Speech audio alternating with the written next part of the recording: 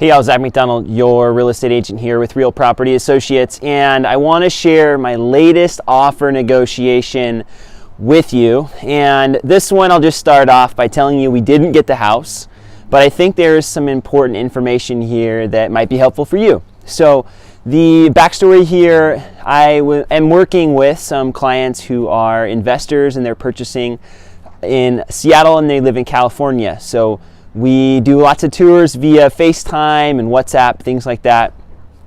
And these particular clients, we've made a few offers and they are looking at the numbers. And that's what you should do as an investor, is look at the numbers. And with numbers, sometimes you're not as aggressive if you're focused on those and how it pencils as a rental.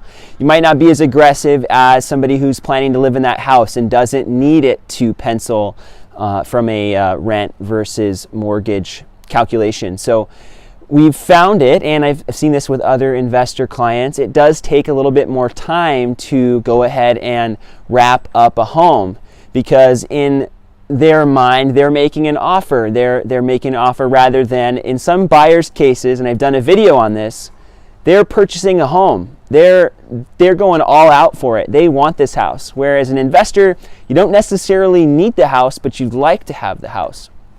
So there's definitely a difference in perspective between an investor and a buyer. And in this case, there were 5 offers on the house. We didn't have any contingencies, but even at that, there were 2 offers that beat us out by a quite significant margin. And I guess the asking price here on this townhouse, $525, and we offered up to $550, which would have been the most for any of these townhouses in the area, like a similar townhouse in the complex, and we were beat out by over $50,000. So there were 2 people actually that were willing to pay over $600,000. This house ended up selling for about 15% over the asking price, which I've found, and I tell clients this as well when they ask me for a ballpark, 10 to 15% over the asking price is pretty normal in the Seattle market. And sometimes it even goes upwards of 20 to 25% as well if it's a really hot house. And ultimately it really comes down to who the buyers are in a specific negotiation and then how many there are. And so buyers, you have to know, I guess you just have to know going in what your expectation is. If you're an investor, you might be at this for a little while and you might be making offers, but not necessarily getting a house right away. And if you're a buyer and you really want a house, you gotta go for it. This has been my message in a few of these recently. And sellers, again, you have a lot of leverage in this market. And you have, I guess what I would say here to you is wait for your offer review date, unless you get a super compelling offer.